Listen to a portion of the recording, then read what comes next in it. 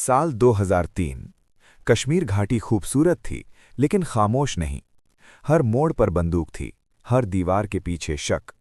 भारत के प्रधानमंत्री अटल बिहारी वाजपेयी श्रीनगर आने वाले थे। उनका संदेश था इंसानियत, जमहूरियत और कश्मीरियत। लेकिन जमीनी सच्चाई अलग थी। सुरक्षा एजेंसियां जानती थीं कि प्रधानमंत्री का दौरा आतंकियों के लिए प्रोपेगेंडा टारगेट बन सकता है। घाटी छावनी में बदल चुकी थी। सैकड़ों चेक पॉइंट, हजारों जवान, बॉर्डर सिक्योरिटी फोर्स, सीआरपीएफ और स्थानीय पुलिस सब हाई अलर्ट पर। लेकिन इतिहास गवाह है, सबसे बड़ा खतरा हमेशा वहीं से आता है जहां आप सबसे कम उम्मीद करते हैं। एक आदमी साधारण कश्मीरी कपड़ों में धीरे धीरे पैडल मारता हुआ आगे बढ़ रहा था।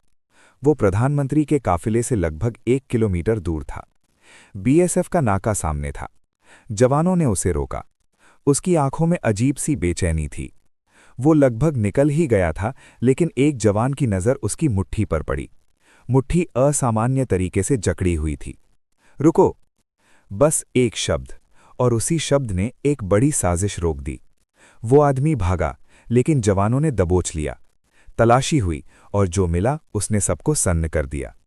उसके शरीर पर विस्फोटकों की बेल्ट बंधी थी। वो एक चलता फिरता बम था। अगर वो आगे बढ़ जाता तो इतिहास शायद अलग होता। उसे इंटेलिजेंस यूनिट में ले जाया गया।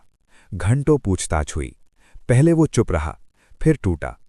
उसने कहा, मुझे गाजी बाबा ने भेजा है। कमरे में सन्नाटा। नाम था गाजी बाबा, और यही नाम उस वक्त कश्मीर में दहशत का दूसरा नाम था। गाजी बाबा, जैश-ए-मोहम्मद का टॉप कमांडर। 2001 संसद हमले से लेकर कई बड़े हमलों तक उसका नाम जुड़ा था। वो सीधे तौर पर मसूद अजहर का करीबी माना जाता था। उसकी सुरक्षा व्यवस्था सेना जैसी थी। हमेशा 8-10 हथियारबंद गार्ड, खुफिया बनकर, फर्जी पहचान। वो सिर्फ एक आतंकी नहीं था, वो एक नेटवर्क था। बीएसएफ के एक अफसर, नरेंद्र दुबे, महीनों से वो गाजी की तलाश में थे। इंटेलिजेंस नेटवर्क, मुखबिर, लोकल इनपुट, सब एक्टिव। जब साइकिल बम पकड़ा गया, दुबे को यकीन हो गया गाजी पास है। पहली रेड हुई, गाजी बच निकला, लेकिन दुबे ने हार नहीं मानी। इलाके की छानबीन में एक बढ़ई पकड़ा गया। वो अक्सर एक खास मकान में जाता था। दुबे ने उससे पूछा, गाजी कहाँ है? कुछ मिनटों की खामोशी, फिर जवाब, नूरबाग। सुबह 3 बजे, अंधेरा, ठंडी हवा, 3 मंजिला इमारत। टीम अंदर घुसी। ग्राउंड फ्लोर क्लियर, पहली मंजिल क्लियर। दूसरी मंजिल पर एक महिला, उसे सुरक्षित बाहर निकाला गया। अब बची तीसरी मंजिल। कमरा खाली लगा, लेकिन दीवार पर एक बड़ा शीशा था। जैसे ही जवान ने छुआ, वो हिला। उसके पीछे बंकर, और अचानक गोलियों की बौछार। जवान बलबीर सिंह शहीद। कमरा छोटा था, छिपने की जगह नहीं। गोलियों के बीच नरेंद्र दुबे आगे बढ़े। 2 गोलियां उनके पेट में लगीं। खून बह रहा था, लेकिन गिरने से पहले उन्होंने अपनी पूरी मैगजीन उस बंकर में खाली कर दी। उन्हें अस्पताल ले जाया गया। पूरा दिन एनकाउंटर चला।